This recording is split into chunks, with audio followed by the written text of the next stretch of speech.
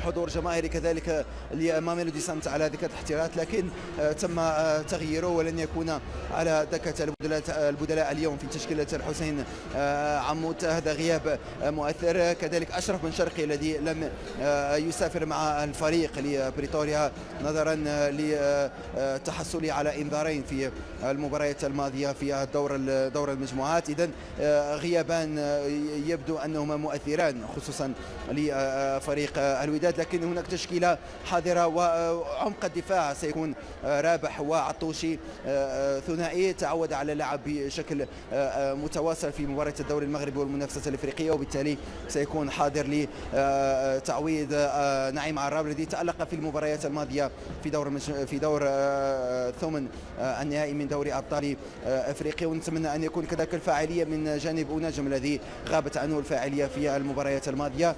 وكذلك اليوم سيكون ضاهو ورأس الحربة في تشكيلة الوداد رفقة اسماعيل الحداد، هو ثنائي الهجوم اسماعيل الحداد وناجم وداهو، الثلاثي يطمح الجميع أن يكون فعالا أمام الدفاعات وأمام المرمى الجنوب أفريقي. ياسين معراش موفد بين سبورت لمدينة تشاوني الجنوب أفريقية، شكرا جزيلا لك.